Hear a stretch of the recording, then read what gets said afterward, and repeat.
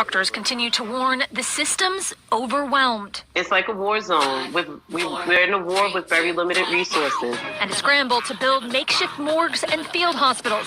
New York Governor Andrew Cuomo to NBC's Lester Holt. I hope this whole facility, Lester, stays empty. I believe that's going to be the case.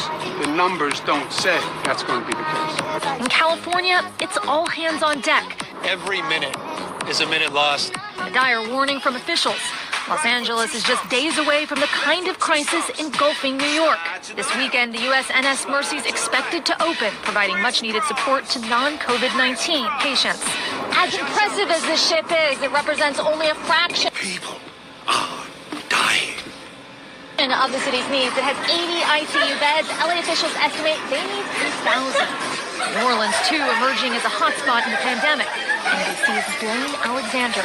Now, with the cases here in Louisiana growing faster than anywhere else in the world, the reality is that there are just not enough tests to confirm every case.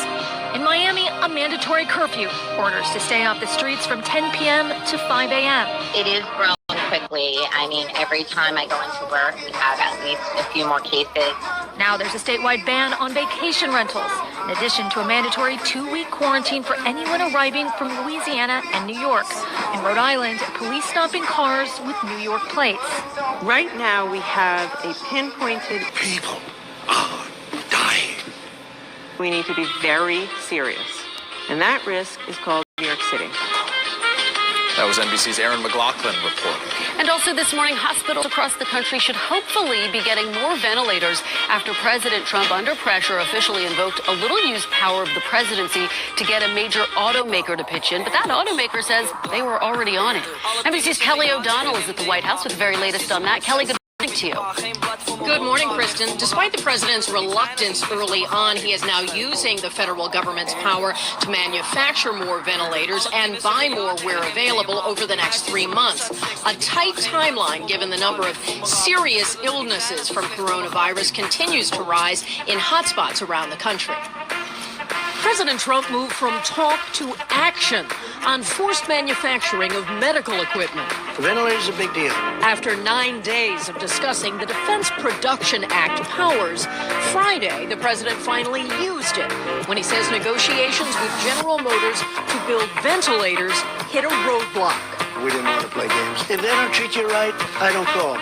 In a remarkable turnaround, the president, who had insisted last week the federal government is not the nation's shipping clerk. We have to get these people on board.